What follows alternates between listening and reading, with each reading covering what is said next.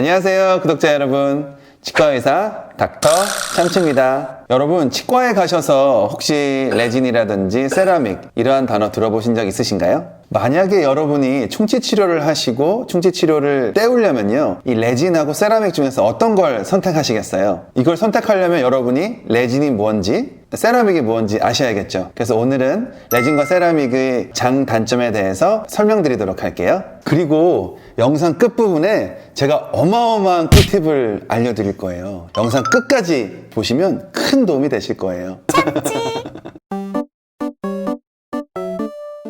자, 먼저 레진의 장점에 대해서 알아보도록 할게요. 먼저 레진은 치아색이 나요. 여러분 아마 어릴 때, 정말 어릴 때 충치 치료를 받으신 분들은 아마 거기에 충치 파내고 은색으로 이게 때우시는 거 잘 아실 거예요. 근데 이 레진은요, 치아색이랑 거의 비슷해요. 얼마나 좋아요. 검정색인 충치를 제거하고 레진을 딱 붙이면 정말 깨끗해지죠. 충치도 제거하고 예뻐지기도 하고요. 두 번째는 레진이 치과용 접착제를 사용을 해서 치아에 딱 붙는 성질이 있어요. 실컷 충치 치료하고 빠져버리면 안 되겠죠. 레진으로 하시면 치아에 딱 붙어있기 때문에 잘 떨어지지 않고 정말 좋거든요. 세 번째는 당일에 충치 치료가 완성이 됩니다. 많은 재료들 쓸 수 있지만 당일에 치료 가능한 충치 재료는 거의 요즘 레진 가장 많이 쓰는 것 같거든요. 시간이 바쁘거나 꼭 당일날 충치 치료를 해결해야 되시는 분들은 레진 치료를 정말 추천을 드려요. 마지막으로 레진 치료는 여러 가지의 충치 치료 재료들 중에서 가장 저렴한 충치 치료 중에 하나예요. 가성비도 좋다는 말씀이겠죠?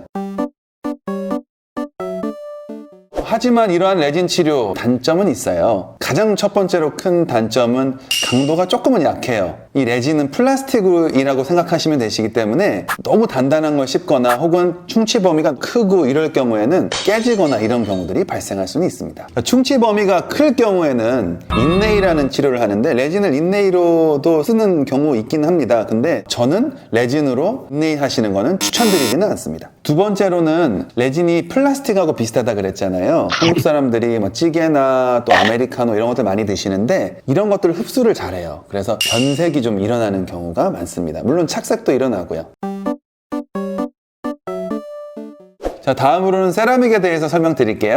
레진이 플라스틱과 같기 때문에 치아색처럼 예쁘긴 하지만 약간 불투명하거든요. 그런데 세라믹은 도자기이기 때문에 조금 더 투명하면서 예뻐요. 두 번째로 세라믹도 레진과 마찬가지로 치과 접착제로 인해서 치아에 딱 붙는 성질이 있어요. 잘 붙기 때문에 잘 떨어지지도 않겠죠? 세 번째는 이 장점은 레진은 강도가 조금 약하다 그랬죠. 그런데 세라믹은 일종의 강화 세라믹이라고 생각하시면 돼요. 유리도 강화 유리가 있잖아요. 세라믹 제품은 굉장히 강하다고 할 수 있어요. 네 번째로는 이것도 레진하고 차이 나는 건데요. 레진은 아메리카노나 김치찌개나 이런 걸 먹으면 그 부분이 흡수를 해서 변색이 일어나죠. 하지만 세라믹 같은 경우에는 변색이 잘 일어나지 않아요.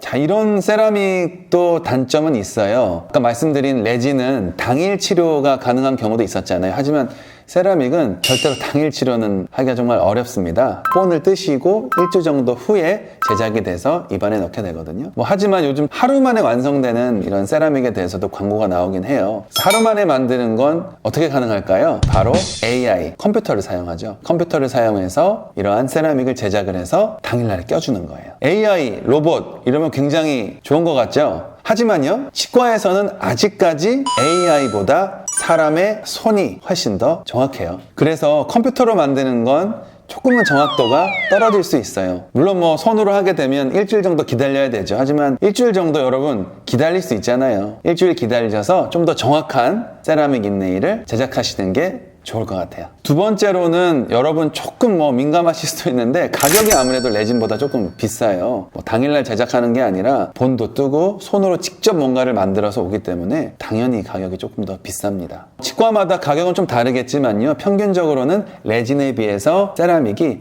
한 2배에서 3배 정도 가격이 비싸다라고 생각하시면 돼요.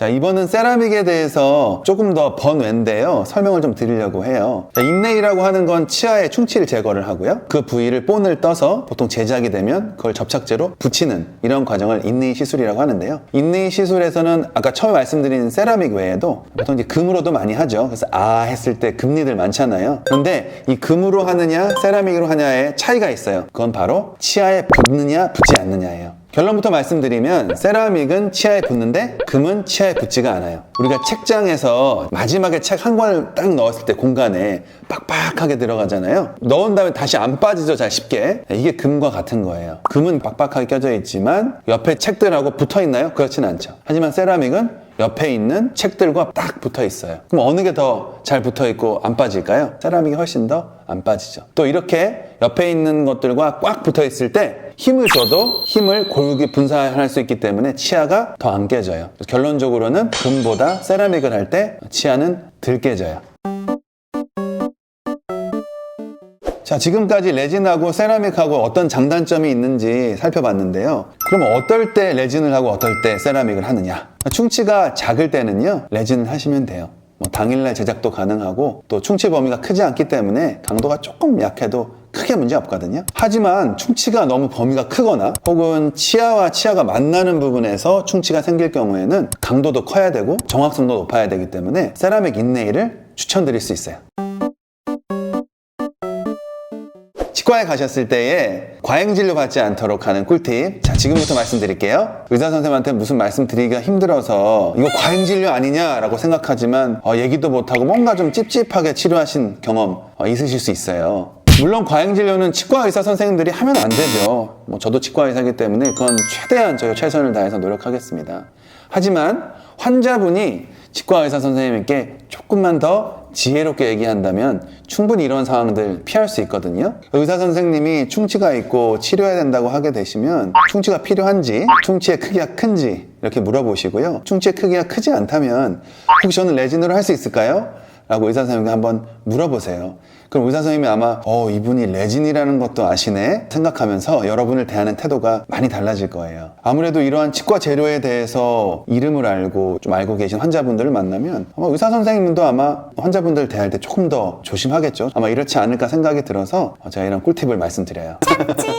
자, 오늘은 레진하고 세라믹에 대해서 알아봤어요. 치과에 가실 때 도움이 되셨으면 좋겠습니다. 오늘 영상이 도움이 되셨다면 구독과 좋아요 꼭 부탁드릴게요. 이상 치과의사 닥터 참치였습니다. 안녕히 계세요.